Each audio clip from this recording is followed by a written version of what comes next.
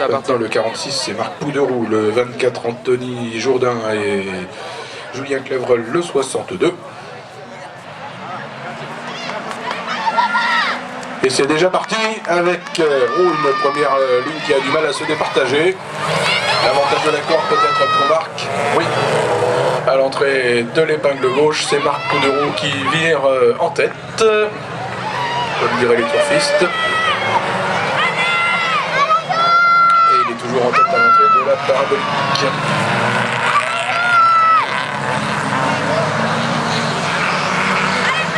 Allez, on est parti de nouveau pour 9 tours dans cette deuxième partie de course pour les Folcars, avec deux autos dans le tour joker, avec notamment Fabrice Lefebvre, le 53, pendant que Pouderoux déboule en tête devant nous, suivi par Anthony Jourdain, par également le 216 Médéric Pimon.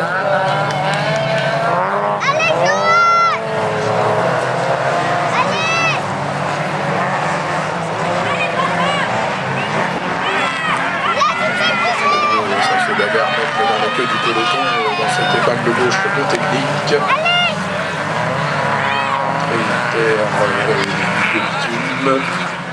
Pendant qu'on retrouve le groupe de 4 qui occupe la tête de cette série, avec toujours Marc Pouderoux, le 46 devant Anthony Jourdain, le 24.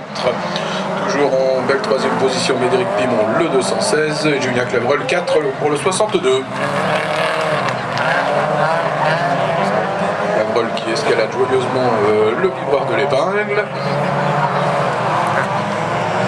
Et un Marc Pouderoux qui est en train de se sauver. Ah oui, une avance qui va augmenter dans ce nouveau tour.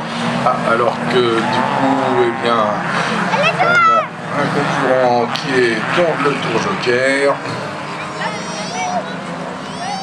Et qui va ressortir forcément en 4e position. Pour le numéro 216, Médéric Pimon. On va donc retrouver Pouderoux, Jourdain, Clevrel et puis Pimon maintenant. Qui ressort 4. Et qui n'a tout de même pas perdu trop de temps dans ce passage dans le tour joker. On va voir ce que ça va donner d'ailleurs pour la suite.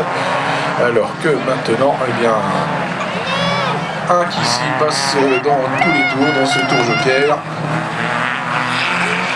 Et un Marc qui va pouvoir gérer tranquillement. Marc Pouderoux qui vient de passer devant nous avec une avance de 4 secondes et demie maintenant sur Clevrel et sur Jourdain en 3e position. Ça fait 6 secondes 45 pour Marc Pouderoux d'avance sur le 3e.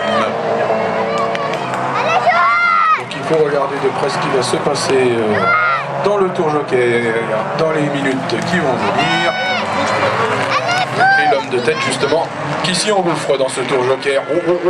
Grosse glisse, perte de temps à l'entrée du gauche.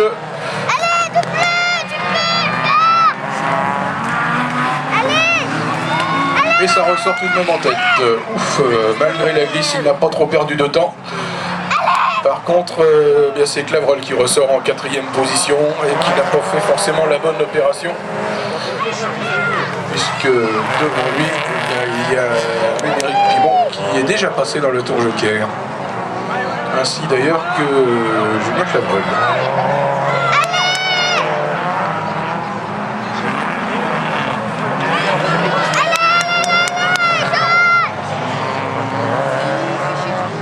On retrouve un Marc Pouderoux tranquille en tête de cette manche alors que la bagarre est derrière pour la 2e place. Pas trop de droit à l'erreur pour ces 3 pilotes.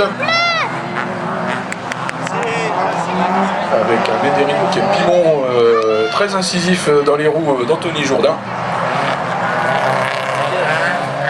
Et Clevrel qui en 4e place a une bonne position d'observation. Marc Pouderoux qui se retrouve déjà à doubler les attardés. Là, ça ne doit plus trop lui arriver maintenant qu'il est arrivé en rallycross où les manches sont beaucoup plus courtes et les niveaux assez homogènes dans les séries.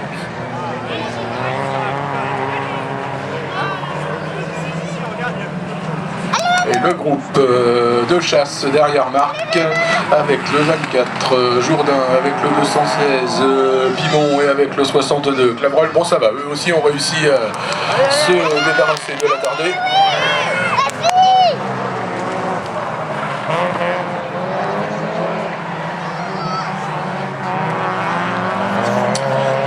Et on va bientôt entamer pour ces autos la fin du parcours.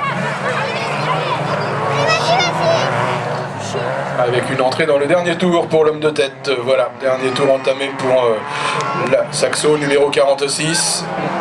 Et le même ordre derrière, toujours 24 216 de 62, donc toujours Jourdain, toujours Pimon et toujours Clavreul.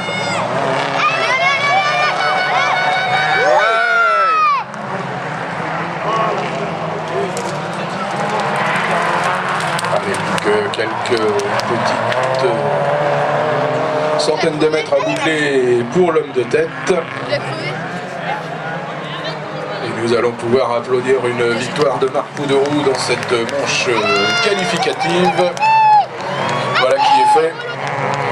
Devant donc le 24 Jourdain, devant Pimon le 216 et Clavreul le 62. Et on retrouvera donc cinquième position, donc c'est Stéphane Lolivrel,